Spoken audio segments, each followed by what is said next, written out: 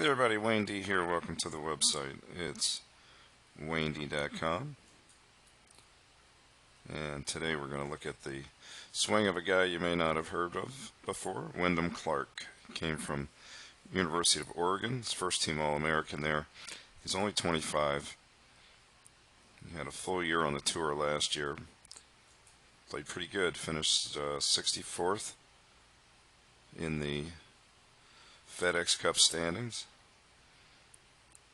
I caught this swing at the tournament a couple of weeks ago. So we've got a par 3 here. The camera is perfectly positioned, and we can draw some lines. Camera's probably up around shoulder high here, so it's not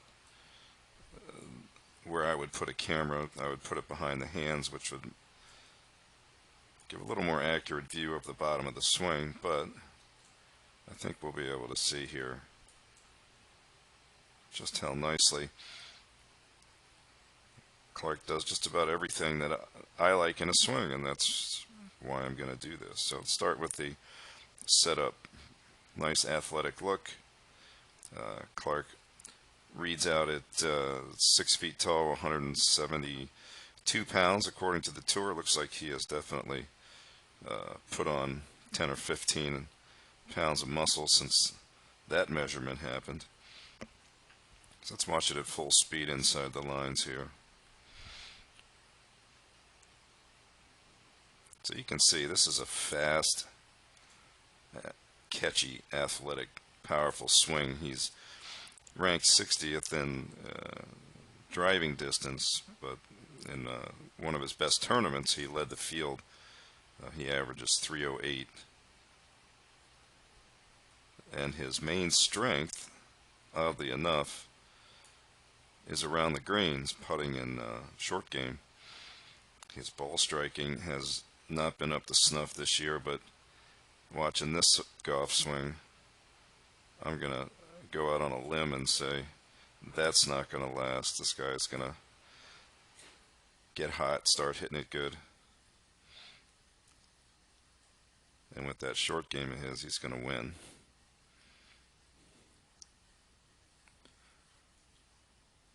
So one thing you'll notice as we get down to impact, we're going to jump ahead a little bit, is that the hands are quite a bit higher than they were at address. But that's pretty much because they were very low at address. So anytime you take the shaft and draw it through the body and it's up underneath the belt buckle and underneath the belly button, that would be up here. There's no way the hands are going to come down that low. If you look at the guys that come down and cover the shaft plane, their shafts at address are up in the neighborhood of, between 56 and 60 degrees. And you can see here, even though the angle is going to be a little bit off because of the ground's slightly tilted, but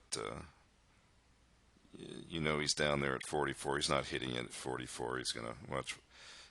We can sort of see exactly where he's going to be. There's a nice impact shot. So he's up there at 52. And again, with the cameras were the way we would place them if we were filming, I'm thinking that would be up in the mid to high 50s. So let's look at that takeaway. You'll see the hands are almost covering the shaft as he starts back. You see a tiny bit of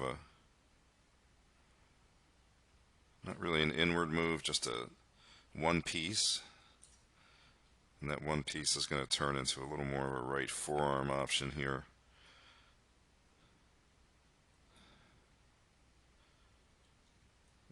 Shaft is going to come up. See where it is here, right on that right forearm. Perfect plane at P3.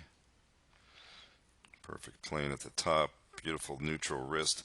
And another thing I really like is the right arm positioning. This is nicely in front of him.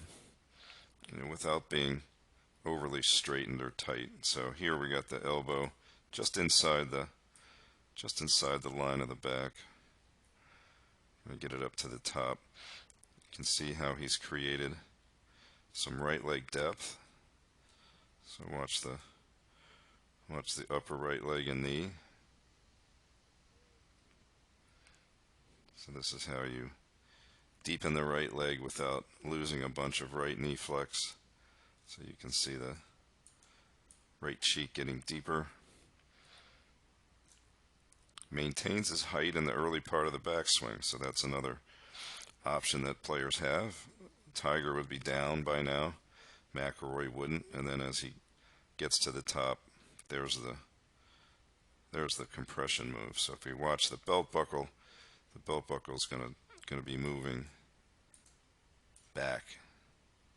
He's going to be adding hip flexion, adding bend, forward bend. And you can see the left leg is clear, the hands are above left arm parallel, and the hips are nice and deep, the head's still out over the ball. And then you can see the compression into the ground. It's got lowering of the head here is due to this additional bending from the waist. You can see the left hip is still on the wall line. Right leg never gets outside the box line. Here, got the right arm has tons of space. And we see the up thrust from the ground. Left leg is pushing up, straightening. The right leg is responding. The right cheek is contracting up into the left. You can see the elevation of the hips. So the belt buckle will go from here up. When he does that, the head drops even a little more.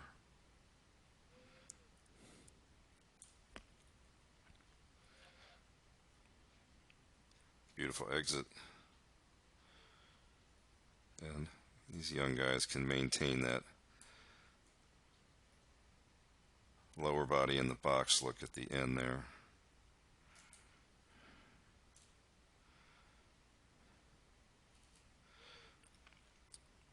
So all in all, if you were going to model yourself after a golf swing, this is one that I would pick out. I think it's one of the best out there. And like I said, guy's got a good short game. Just a matter of time before he starts striping it.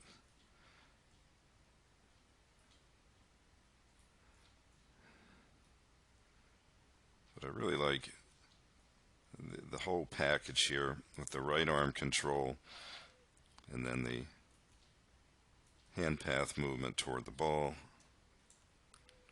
Again, perfect. And you can see the right arm is not falling behind him. It's moving in front, so we've got a little bit of.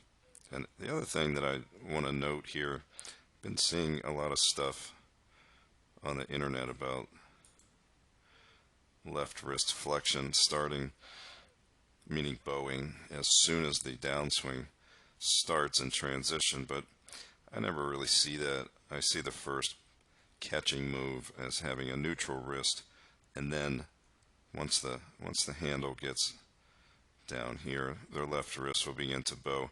You would have to have a high-speed camera to see that, but by the time he gets down to the bottom, you can see where that left wrist is now. So you know that at some point between right here, where it's still neutral, and here is where he's done most of that bending down, bowing of the left wrist, adding flexion. And you can see the continued extension of the right wrist into impact. So here's a beautiful impact shot. It's another thing to remember. At impact, the right arm is free of the body, but it's bent. And it's going to straighten over here to the left a little bit more. And that gives it that nice exit.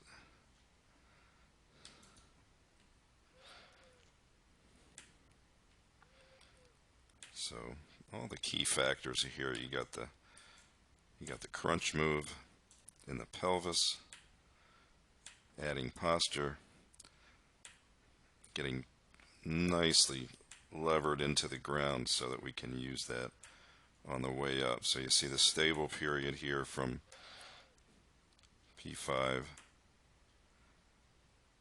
to 6. And then you see the hips really shoot up and left. And you can see the upper legs stay together. Beautiful.